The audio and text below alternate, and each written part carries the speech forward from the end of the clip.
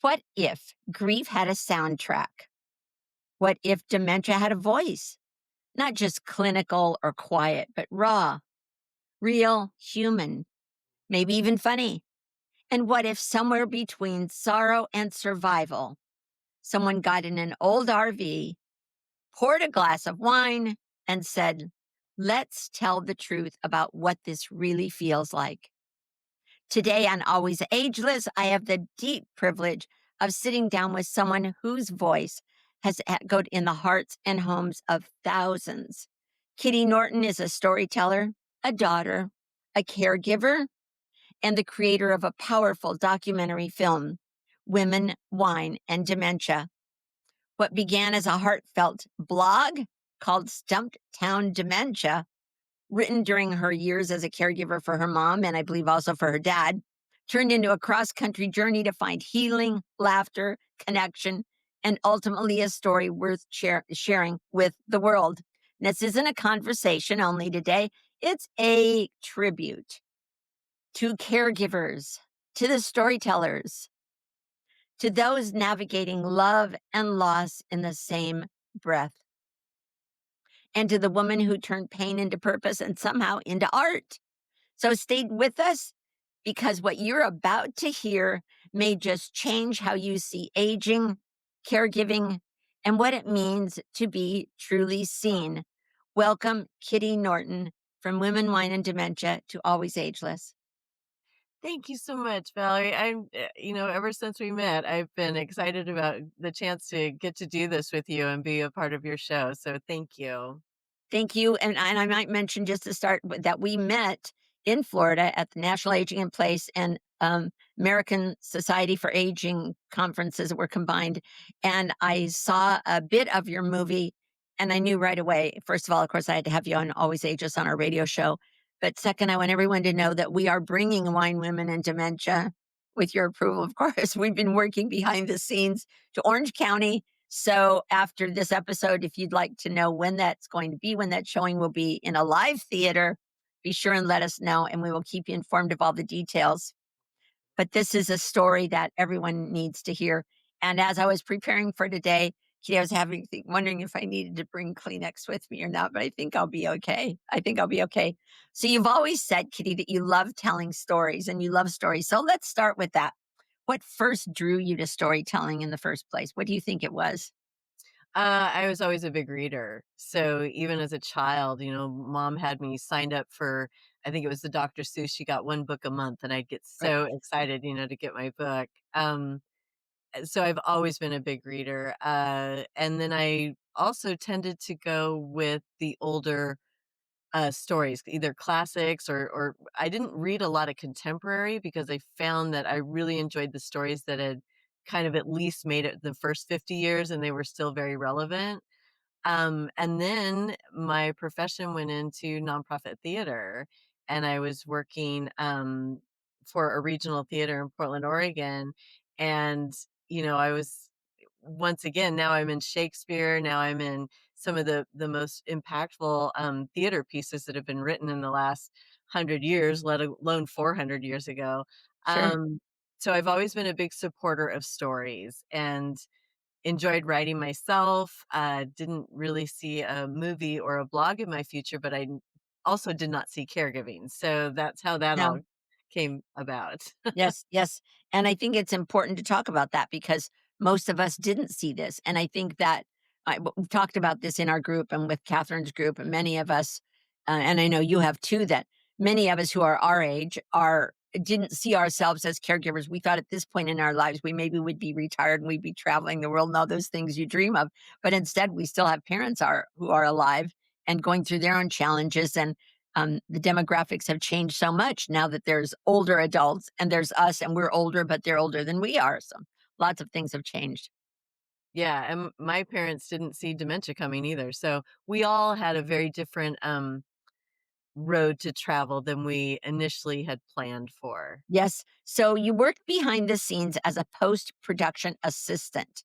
Yeah, Is that correct? And how yeah. did that early experience in media shape by the way that you see the world today? Uh, well, it got me a lot of training in how post-production works. I eventually went from post-production assistant to assistant editor while I was in LA, and I was working towards an editor's chair. That's where I was really hoping to get so I could help shape the stories, that other people had written and other people had filmed. I just love that part of the background part of it. Um, it just taught me a lot about the business of working the back end and all the things that have to happen. And that's probably one reason why, most independent movie budgets, the majority of is spent on production, and then it's always post-production is like, "Well, here's a little bit of money, fix it up." So But mine tell was the exact opposite. I was like, "Whatever, whatever, dude, just get me footage because the most important stuff happens in the back end." Yep. Yeah, absolutely. Yeah, you're the one who really makes it look good. So just for the benefit of our viewers and our listeners and people who aren't in movies like you have had the privilege to be. So what is a post-production editor? Well, an editor is like I worked on Grimm. So Grimm was one of my shows. There was a Yeah. few other NBC shows that didn't go very far, but that was probably the one most known to people. So once the footage is all done, there's usually an 8-day shooting, and then the footage gets taken to editorial, and we usually get, I think it was 3 weeks for editorial to put the scenes, to take the script and take the footage and put the scenes together. And as an assistant, I was helping prep everything for my editor. I was making sure he had everything he needed to get his job done because these are really high pressure, Yeah. work fast. You've got the executive producer sitting behind you going, "Why that? Why that? Move that, change that." Right. Um, And by the way, why isn't it all done perfectly by now, right? right, exactly, right at the very beginning. So, but it was very exciting too. And then we had actually, I've worked with a lot of great executive producers, a lot of great directors. I always loved my editors. But it really gave me a look at like how you go with a script and then create the story. I also had to work in reality television to get my union hours. So I saw Oh, people were just, in that business, line producers are the ones who are really they're in the shooting and they're really writing the show as it is being uh shot. So I got to see a lot about how that worked. And I learned enough that I thought I could make a movie. And I was ignorant enough to know that I did not know that I shouldn't. oh, well, thank goodness for the storytellers and for the visionaries that we all go through that fortunately, and that's what makes the world wonderful, and that's what gives us opportunities, right? So Yeah. so before we go into the blog and to the film, take us back to when your father passed away and that journey, and what role had did your caregiver being for your mom begin? Which one of them was first, and how did that go? Yeah, so mom was diagnosed with, vascular dementia in 2011. Actually, it was MCI in 2010, and then eventually, vascular dementia. And my father, was gonna take care of her until the day she died. Uh, Unfortunately, my dad died of pancreatic cancer very quickly, 6 years into mom's journey. uh, So, I was living down in LA. I grew up in Portland, Oregon. My parents were, based up here, and my sister lived on the Oregon coast, and, luckily, LA to Portland is actually like a 2-hour flight. It's really fast, and you get big, big breaks in post-production when the show's not running and you have all this time off. So, I came home a lot. I was keeping up with how mom was doing, how dad was doing, mm, but once dad died and Lexi and I pretty much lived here the 3 weeks that he was dying, uh, we knew that mom couldn't live on her own anymore. That was just like I saw firsthand 24/7 where she was, and both my sister and I were like, "Yeah, we gotta figure out our lives because we've gotta get mom to the end of hers." So, that's what we did. and when you started the Stumped Town Dementia, first of all, I'm curious, of course, where did that name come from? What did you hope to express or accomplish with that? And did you start that during your mom's journey? Was your dad still alive? What was kind of the time frame? Yeah, so, Stumped Town actually, Portland PDX is known as Stumped Town, and Oh, I okay. don't know if you've ever heard of Stumped Town coffee, which I is guess I pretty haven't. big. Yeah, so I just liked Stumped Town because I would say, "We're stumped in Stumped Town. We have Sure. no Yeah. idea what is happening in this Yeah, disease." absolutely. I did not start writing until mom, until dad had been dead for a couple of years. Oh, Excuse me. Oh, but your mom was still alive. yes, mom was alive. My sister and I had split up the week, so I had time when mom was not my full-time job, and came back from LA and moved into mom's house with my boyfriend, so we were here all the time, but my sister still came from the coast and would live here for 2 days a week or 3 days a week, whatever her, schedule allowed, and I needed something creative, Yeah, of course. and with Lexi being here, I was like, "Well, why don't I, start writing again, start doing something?"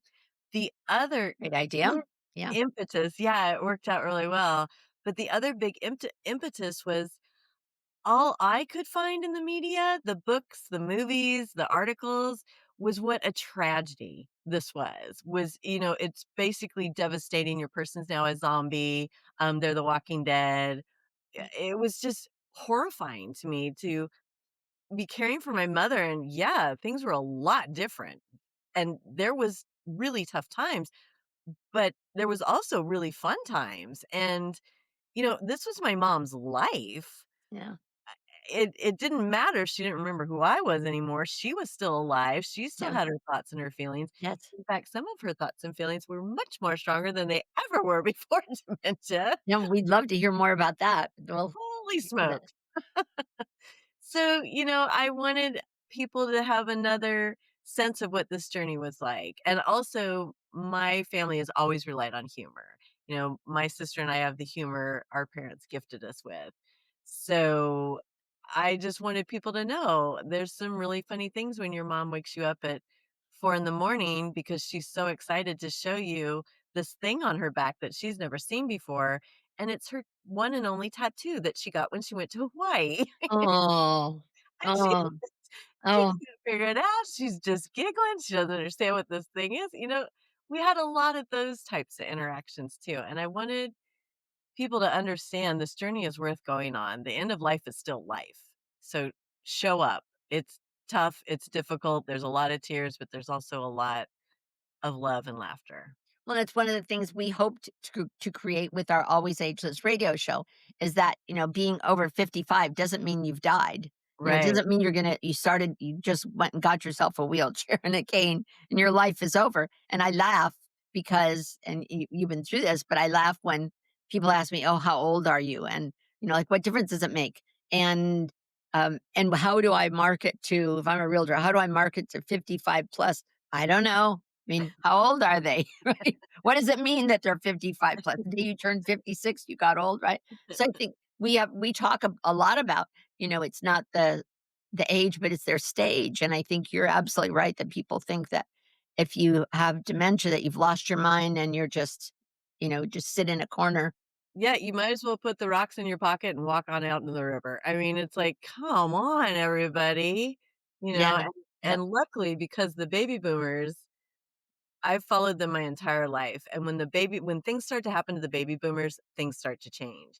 So, now that dementia is happening to them, you see a lot more, people living with dementia doing advocacy, having their own radio shows, writing their own books, writing their own blogs, creating plays. I mean, so things are definitely changing. In 2016, it was a pretty grim scenario, and I was tired of it. And I thought, if this is working for other people, great. But if there's people out there like me who are like, I just cannot be beaten over the head with this tragedy anymore. It's not helping me get my job done. Then I wanted them to see that they weren't the only ones. Right, right. So was there a moment when you realized that your blog had become something bigger than what you imagined, something that was reaching and actually healing others? Gee, I think with every subscriber, I was like, "Oh my goodness, Somebody's people are actually somebody's reading." reading this, yeah. Yeah.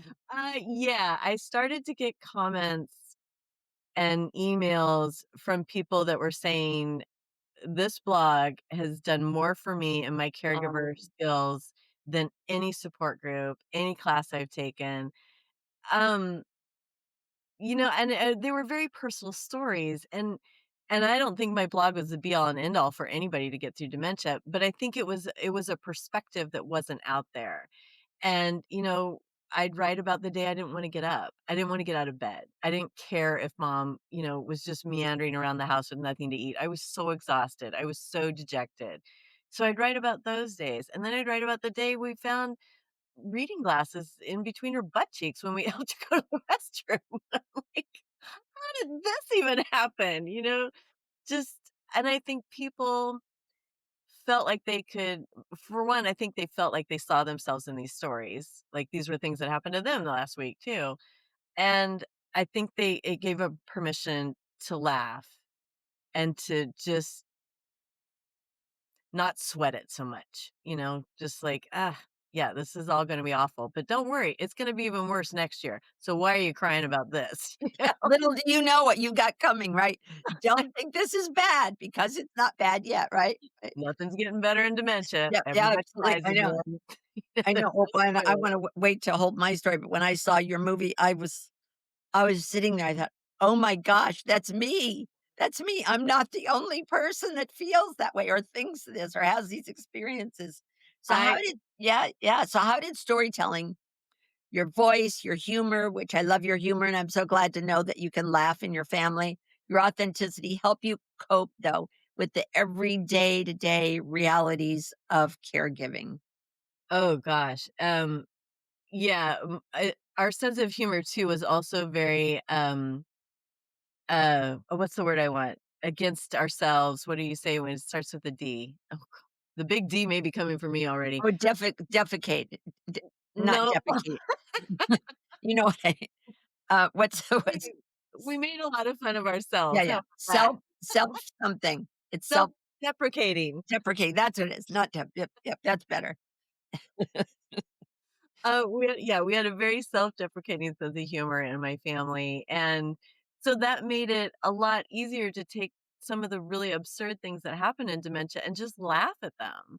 Like, "This is crazy, mom. Why are you wearing 5 pairs of pants right at the moment? Are we having a fancy day? Like, what is happening?" You Yeah. know? Yeah, So I so could laugh about things, and my sister, and I when we would get together, she was here, at least 1 day a week, if not 4, and we'd have a wine night at the end of, oh, her yeah, shift, and she got mom to sleep, yeah, and then I could talk about things that maybe were not even funny at the time, but Lexi could help me find the humor in them. Lexi could help me laugh about them.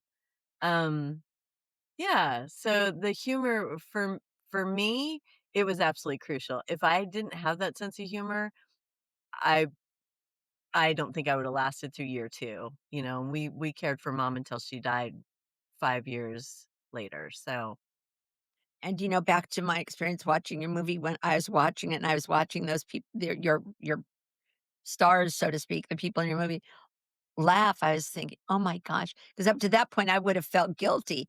I would have felt like I shouldn't be laughing at my own situation, right?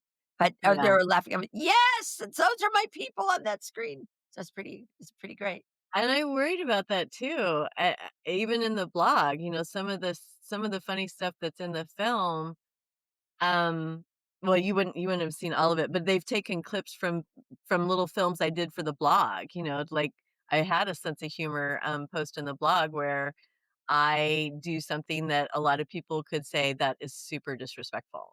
Yeah. But for my mom, it made her laugh every morning, and then she tried to punch me in the stomach every morning. We had this routine down, and, there's not many advantages dementia gives you, but if you can only come up with one joke that makes your person laugh, well, then you can do it day after day after day Yeah. because they don't remember that you did Yeah, it no, no, yeah, yeah. yesterday. Now they don't know who they are, they think it's and I think there was a clip in your movie about somebody who had coffee every morning, was there am I making that up? Or maybe No, they I had don't coffee know. at night or wine at night or something, I don't know, I don't remember, but it was interesting, it was funny. So you found a community through your blog. Do you Yeah. remember somebody, one of your first subscribers, I'll call them, or participants, who really touched your heart and made it stick and made you think, "Yes, I'm onto something, I'm doing the right thing." Gosh, that would've been back in 2018. I can't I can't say specifically any person, but I can say all of them made me feel like that. All of them made I needed to write that just for myself, just for my own sanity, but to have other people reading it and responding in the way they were, every single one of those made my journey easier. I was making their journey easier with these stories. They were giving me incredible support just saying that these stories meant something to them or sharing their own. You know, Yeah. sometimes I would get people who was like, "Oh my gosh, let me tell you about my mom throwing dishes at me," you Yeah. know? So, yeah, it was crucial. It was crucial for me to get through this. So after your mother passed away, then you said you wanted to meet people and you chose 5 specific people. So tell our listeners and our audience a little bit about you decided you wanted to go meet them. How did you meet them and what was your plan? What was your thought? Yeah, absolutely. So through the blog, I had made friends all over the world, you know, Sure. but some of them were more support than others. Some of them, we just absolutely clicked, Sure, and you we related somehow, yeah, of yeah, and so we would email back and forth, or we would Zoom, or even some phone calls back and forth, but we had never met. course. And 5 of these people were like I had a list of about 8 to 9. I thought, "Okay, these top 5, if one of them says no, then I'll go on to the next one." And after mom died, you know, everybody knew, everybody supported me. And I finally, a couple months in, I called him up and said, I just want to get out of here. I want to get in a car. I want to show up at your house with a bottle of wine and a box of pizza and talk caregiver smack. Would you do that?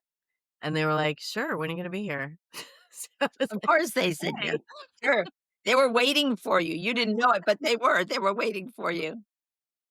So, and afterwards I started thinking, well, those conversations might be really important to other caregivers. So my second call was, okay, I'm still doing all of this, but this time I'm bringing a camera guy and a sound man. What do you think? And they were Yeah, all okay with that? yeah, they're like, all right. So, Sure, whatever, yeah. And I think, Kitty, if I saw a map, so correct me for our listeners and our viewers, you started on the West Coast, and then mhm. you drove down one part of the you either drove south or north, and then you came back in the other direction, is that correct? Yeah, we did. We start in Portland. We went up to Seattle for Allison Schreier. Okay. Then we go over to Chicago for Grace and Ashley, who are 2 Uh, sisters, Grace being a long distance caregiver. Then we went to New Hampshire with a wow. married couple, Matt and Lindsay, who were both taking care of a Oh, parent, plus raising 3 little girls. oh gosh. Then we were in Pennsylvania for Roseanne Kirkoren, who her mom actually, Roseanne and I knew each other probably the best before we met. Her mom died a couple months after mine, and Uh, our stories were very parallel for a very long time. And then down to Atlanta because I have a crazy girlfriend, Nico, who had taken care of her grandmother, and her mother also has dementia. So we stopped in there.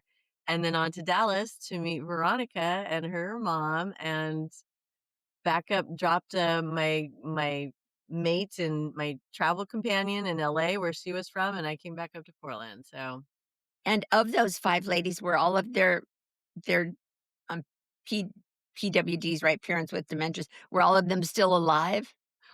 no. Both Matt and, Lindsay's parents in New Hampshire were alive. I got to meet Steve. Steve lived with them, Lindsay's dad.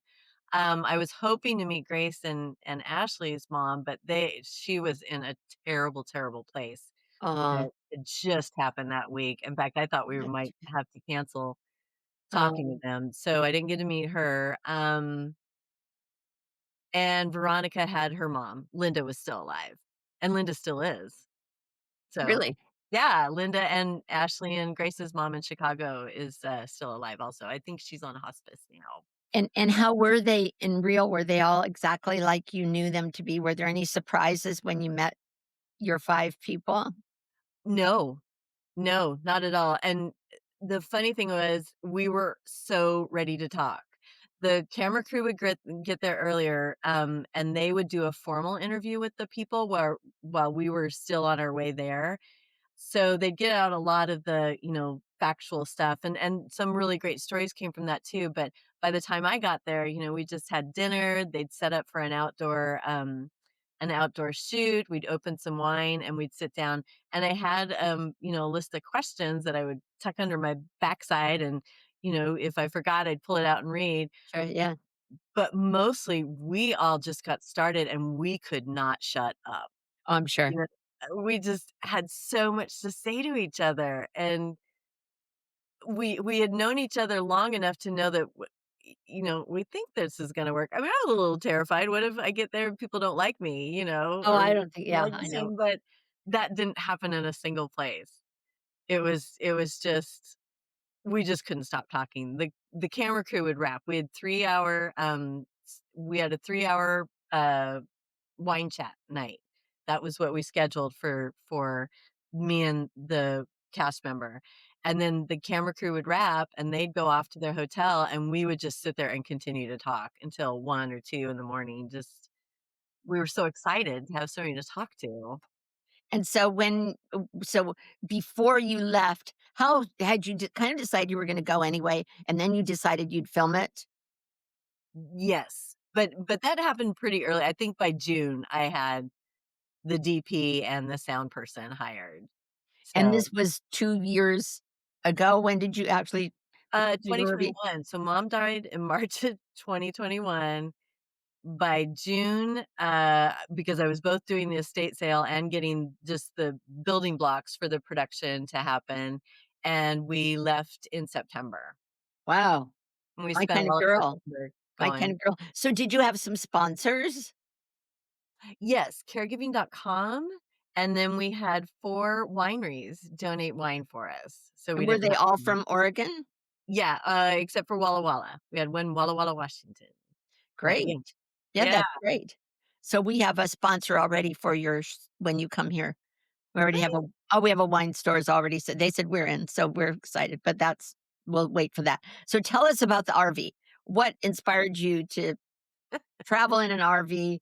Why that one? Now I know you talked about, and I've heard you talk about in another interview that you were craving freedom at this point, and that's one thing. When you had the opportunity, you not only was the wine a good idea, I all in with that, but why the RV?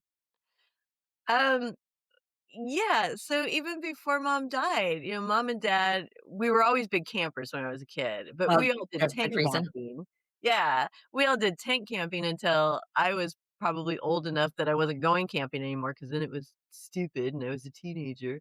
And then dad started to get like motorhomes. And I'm like, "Well, where the hell were these when I was freezing my butt off, And at it yeah, yeah, Fairfield?" yeah. You mean you hid me from this, right? So, I was experienced with them, but, like, I was terrified. We sold mom and dad's motorhome. I was absolutely terrified to drive it. My sister had to do that. But, then we're 5 years later, and I'm like, "Actually, that sounds like so much fun to just have my house right behind me." Like, I park, and my silverware's there, and I know where the salt and pepper is, and Yep. all my clothes are hung up. I'm like, "How cool is that?"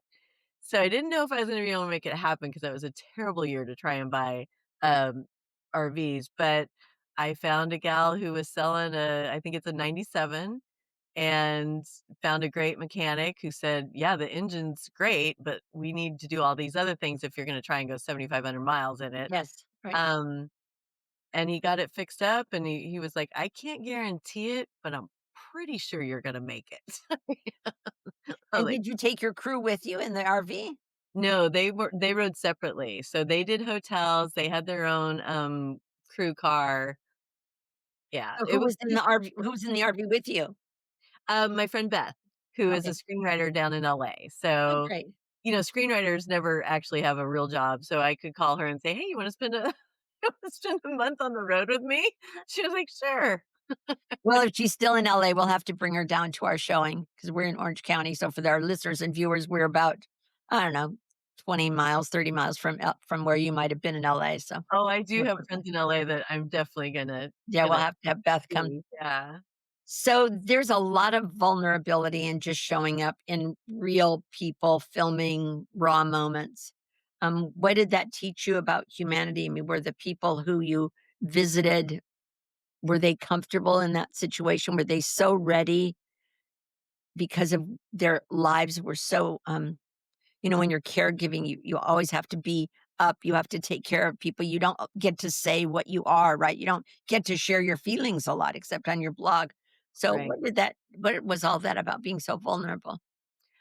I By the time I would get there, they'd already be through their formal interview, and I think when I went back and watched, the footage, because I watched every minute of screening that we had before we started the editing process, um, I could see people were nervous. They would kind of by the end of the formal interview, they'd kind of be a little more settled in, a little more used to where they were supposed to look and not, hit their microphone because they went, "Oh my goodness," and the sound guy's like, "Ah, don't hit the mic." Um, and then when I would get there, first we'd sit down for a dinner and that would often be filmed, but we'd also have opened a bottle of wine. I think people were just kinda, getting used to it and getting comfortable, and I know the wine helped. And then Sure. it's I'm sure it did. Yeah, and plus now I've shown up and we already have established that we enjoy each other's company, so I don't know, I've never asked those guys this question, but for me, it just felt like a night. It just felt like a night with people that you absolutely adore, and you've got wine, and you've got stories, and you've got laughter, and you've got oh my god, that was so hard for me too. It's so hard. How did we make this through? Yeah, It was just telling our story. We would forget. We would just forget that they were there. yeah. Yeah, but these are people who and it must have been so glad to just be able to sit down with you and relax and just share their stories and their vulnerability and their challenges and just talk. Yeah, I think so because I tell you one thing that I took away from it was, when people are comfortable, they have so much to say, I and do. none of these guys held back. Not we didn't have any big sponsors that say, "Hey, you can't talk about that," or "We Yeah. need to run this through legal," or Right. we just yeah, we Yeah, just sure, spilled right. our stories, we set it up so that we wanted that 3rd camera to feel like the audience person feels like they're sitting there with us. Mhm. And I think it really comes across as that because it was just the every time a screening ends, the audience members are like, "That was my story. That was me. Yeah. When are you doing another one? Can I be the next person? I want let's just when you come back, we're just gonna sit at a table some night and have wine Yeah, absolutely, and talk, sure. and talk." Yeah, Yeah, I'm sure. I mean, I can see a filming, of being or not a filming, but a showing where everybody just wants to sit around for hours afterwards and just talk absolutely. with each other, and I Absolutely. hopefully we Yeah. can do some of that here. So I have to tell you, so when people ask, "Why humor and wine in a title about dementia?" How do you answer that? Um, because I wanted to signal right off the bat that this was gonna be a very different dementia story. Um, I And it really is. like, the lyrical part of the song, "Wine, Women, and Song." Yeah. Plus, it's written by Loretta Lynn, so that's hella cool. Uh, and I just liked Wine, Women, and Dementia, this is we're most of us are having a glass of wine or a cup of tea or, a shot of tequila if the day's gone really bad once our person finally falls asleep, and most of us are women, and we're caring for people with dementia. So, yeah, I really wanted to signal right from the start that this was a very different type of film. I was singing your praises as I do almost every day, in a conversation last week, and the person piped up and said, "Well, wine and dementia, I mean, that's not really a very healthy thing." I said, "You missed the whole point." "Never mind, you don't have to come to the movie, you missed the whole point." Well, I on that topic, I will say, you know, we filmed this in 2021. I had picked out the logo and everything, the design before we got the RV because we, put decals all over the Oh, RV, that's right? right, yes, you did. That those studies about wine because, if you might remember, not too long ago, they were saying, well, red wine is actually really helpful and may discourage dementia, may delay dementia. So And those and we studies started convince ourselves of that anyways.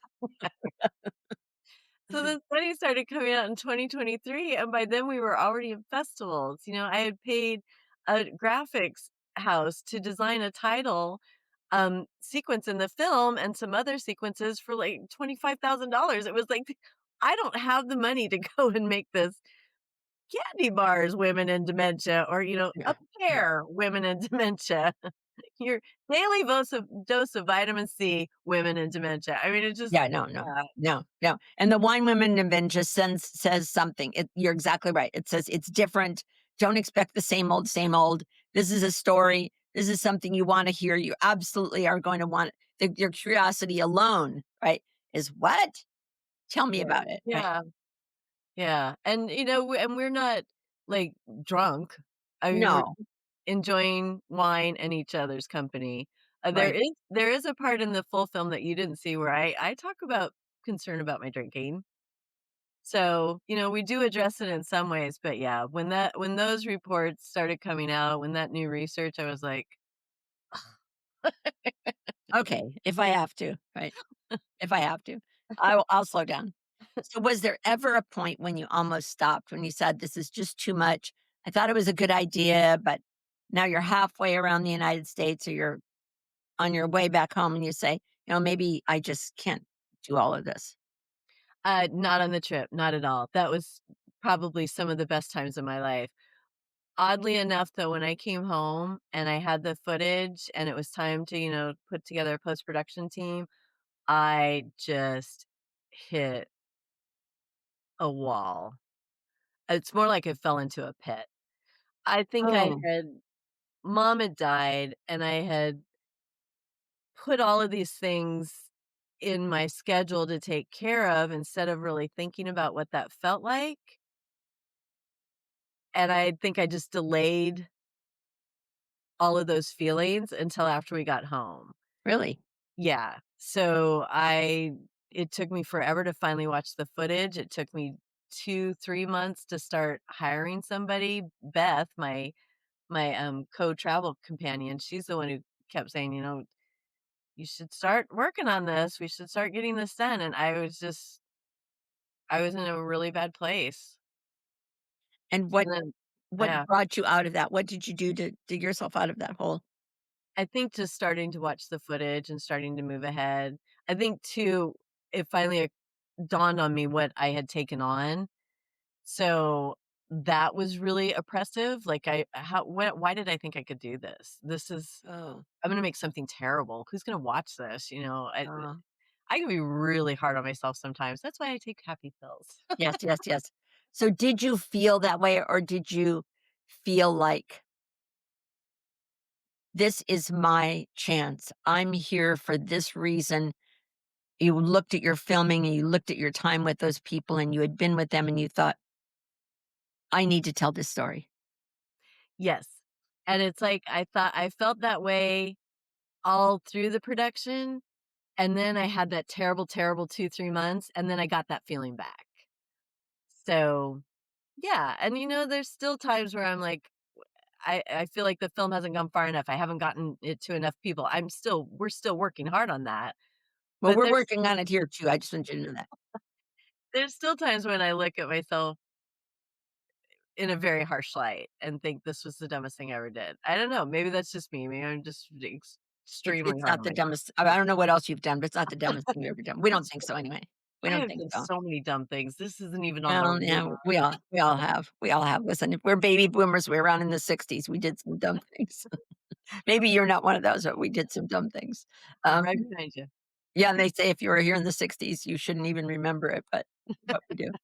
Um, so were any of those people, did any of them did they surprise you at all or did they say to you, "Thank you for telling our story," or "Thank you for coming to see me," or "Thank you for choosing me"? Um, I I don't think we needed any of that. I mean, I think Because by then you were so close, right? yeah, I certainly said thank you for being a part of this. Yeah, of course. We've remained friends. So Veronica and Roseanne have both come to festival screenings around me when it's been Uh, in their area. And then sometimes they'll go out alone if somebody wants a cast member or me to come to a screening. Sure. but, they have to pay an honorarium and my travel expenses. If I've got a cast member closer, it'll be like, "I would be happy to come out, but if you'd like to save a little bit of money, you've got Grace who also lives in Baltimore and she can be there." So they are still very much a part of this thing, you Yeah. know? They Yeah. And who else tells the story? There's so many ways to talk about dementia, and we all read the books, and there are stories about people, but to really where you're in their home and you're drinking a glass of wine and eating pizza and say, "Hey, I don't know what to do." I remember the man in one of your stories who said, "We don't know what to do because we don't know how long we have. We don't know how much money we have. We don't know if we can afford to put her in assisted living or if we have to keep her at home because we just don't know." And Yeah. that is me. That is me. So who really gets to sit there and tell their story? And you've done that. Yeah, yeah, and this is the first I know I think I know of one other that just really focused on the caregivers. There's no professionals in this, there's no graphs, there's no statistics, it's literally for caregivers by caregivers, and it's our stories. It's what a dementia lifestyle really looks like, Yeah. um, and it's not all tragedy all the time. Yeah. There's a lot of it, there's no denying that, Yeah. but there's also a lot of life there, and we're doing the best we can trying to get ourselves and our person through this. Well, we know that caregiving is lonely, it's quiet, and your film made it visible. So, what does it mean to you to give visibility to the invisible, to the people who no one sees? We all go home at night and no one sees our journey and our struggles inside the door. It means the world to me. I think it meant the world to the cast too, for people to really understand. I have a lot of audience members after a screening will be like, "I'm gonna get my sister to watch this. I'm gonna get, my sister-in-law or my brother." They want people to understand what their life is like. Yeah, And this is one of the first visual representations that they've been able to see to really help explain to people, here's what we're going through. yeah. This is what your mom's up to.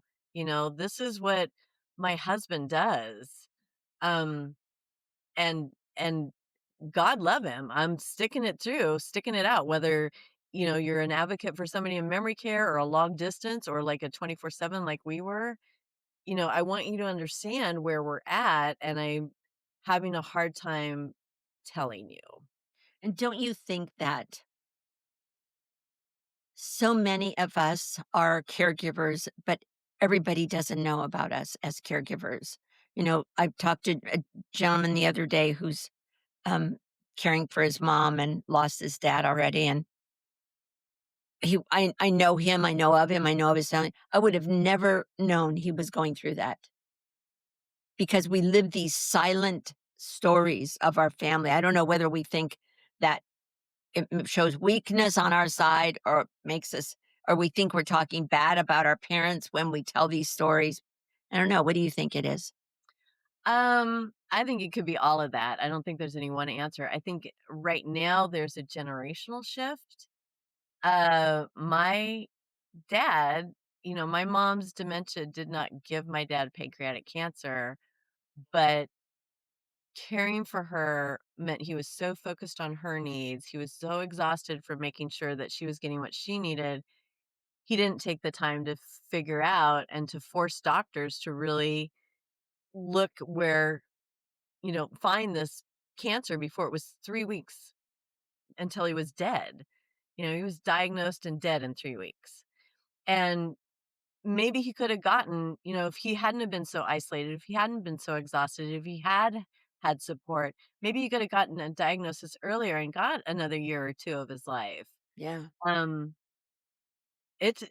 that isolation stuff, it's horrible, and I think, uh, it's kinda stereotypical, but I think older men tend to be the ones who really don't want people in their business. They don't want them to see their partner differently. They want to protect their partner, they wanna protect themselves. That was my dad's experience, Is that right? and yeah, and, Now, like, again, I said the baby boomers, are fully taking on every challenge in their journey, and dementia is just the next one. And then on the other end of the spectrum, you've got the millennials, the Zs, Ys, whatever else they're called. We always tease them about their generations that never shut up about anything. Well, they're not shutting up about this either, and that's fantastic. People are not There's a definite change from 2016 when I started to now that people are talking about this, and they're talking very openly, they're sharing their stories, and yeah, it's just like, "No, we're not gonna sit in the dark anymore, we're not gonna be called zombies, I'm not gonna let you call my mom a zombie." Oh, Um, you know, if she eats your brains, that's your own damn fault. yep, yep, absolutely. So, what impact have you seen from the film in the way of advocacy, community building, or even policy discussions around dementia and caregiving? Have you had the opportunity to have any influence in those areas? Uh, Definitely all of the above except for policy making. That's something I would love to see the film do. Um, I don't know how that happens in this. It was hard enough when we had a government that was actively supporting these kinds of things, and now we have a government that isn't. So I don't know if that's ever going to be if if this will ever be a tool for that. Yeah, and we don't know, but some of us certainly hope that we'll have the opportunity to be change makers. I can tell you that, and hopefully that'll be a discussion for a future day. Um, Yeah. what do you hope people walk away with after they've seen your movie? Oh, very top of mind is that they feel celebrated and that they understand that community is the most important thing you can give yourself on this journey. And if your relatives and if your friends aren't showing up, screw them. Just you don't have time for that anymore. Get on a forum, get a support group, whether online or in person. Go to a memory cafe. Look around in your local newspaper what events are happening that maybe really dementia friendly. You just need to meet people. Go to a senior center and put up a notice saying, "Hey, is anybody else taking care of their person? You wanna get together and see if we can, like, maybe have a cup of coffee somewhere or a sweet treat or just something short, simple. Let's get together and not be so alone. Let's get our person some socialization, and let's be able to talk." I mean, I can't even take that excuse that, "Oh, well, there's nobody out here. I feel so isolated." It's like, you've got the internet now, and we've all seen what COVID what COVID gave us is that we can find friends online. You know? Yes, So absolutely. So what do you do with all the hundreds of people who reach out to you? You must have so many people who respond to your movie, either your blog or they online, or they see one of your interviews and or they see your movie and they must want to talk to you. Do you connect them with other people in their area or what do you do? Because I'm sure you must have a heart for these people that you wish you could help everybody. I respond to everybody who contacts me. Oh, great. A lot of times people are asking for suggestions or tips or recommendations. What did you do? A lot of times it's just feedback, and I love that, and they'll tell me their stories. Oh, Um, when it comes to people wanting caregiver advice, I'm very clear that I am not an expert on caregiving. What I am is an expert on getting my mom through dementia. yeah. And I will, say, "Hey, have you looked at any Teepa Snow videos?" She's got a whole, learning package, but you can also just start with going to some of her YouTube and see if what you're going through right now, you and your person, is covered and see if she's got things that you can incorporate. I'm happy to give suggestions. I'm happy to tell people what we did if we had similar experiences, and I'm also happy to say, "But you know what? Take what you can from this. It may not work for your person, or like a lot of households, it may only work for a month or two, and then you got to come up with a whole new solution. Don't worry, we all have to do it, but try everything. Be as creative as possible in this journey. Don't listen to people who give you do's and don'ts. Take them as suggestions, recommendations, but also understand that sometimes you and your person just need to try things because 'cause you'd be surprised at what's gonna work, you know? And isn't it important to emphasize that every dementia case is different, right? It I mean, there's a lot of similarities, but you're in a different house, you have a different family, you have a different family upbringing, attitude Financial, towards yeah, this, and living spaces, all of that. I agree to some extent. I get frustrated with that term because every time I heard it in our journey, it usually came from a medical professional who just didn't oh, have an answer. oh, yeah, well, And so it kinda gets my hackles up. One thing I like people to know is that, yes, every journey is gonna be different, but there are so many similarities too. And on yes, the caregiver side, we're all gonna feel guilt. We're all yeah, going we to do. wanna run away at some point. We're all going to say, "Is this time to put them into, something else? Is this the time I move home? Is this the time they move in with me? Is this the time?" There's very, very similar things that are going to happen both within us and outside of us. A lot of people are gonna go through the rage stage. Not everybody, but it would have been nice if somebody told me that was an option Yeah. before mom hit it, know? Yeah, and I think this is one of those sections of parts of life segments where and we see this often in our senior world is that we don't know what we don't know, right? Yeah. And those are the questions and the scenarios that I heard from the people when I watched your film. Um, Yeah, and that's so funny too. The first time I saw the film without like, we were still cutting it down. I think it was, like, at almost 2.5 hours, so we had a full hour to get out of it. But the first time I watched it all put together, not just watching separate scenes, I was like, "Oh my god. I made the film I wish I would have seen in 2016 yeah, because it has so many." It just kinda was a roadmap for what's potentially on the horizon. I'm like, "Wow." yeah. I felt kinda I giggled about that. It's like, "Oh, subliminally, I made the thing I wish I woulda had." Yeah, or for those of us who are in the middle of it now, it's like, "Oh my gosh, yeah, that's me," right? I didn't know that it's okay to be in that situation, right? Yeah, I didn't yeah. know that it's okay to giggle, I didn't know that it's okay to worry about money, I didn't know all these things, so, I think that's pretty strong. Unfortunately, we're close to the end, but I do wanna ask, how can people see your film, of course? Absolutely. So we have the full theatrical feature is currently just in-person screenings, and we have that information on our website. So join our newsletter on the website, winewomenanddementia.com, and you'll get information about that. We have a 56-minute version on PBS.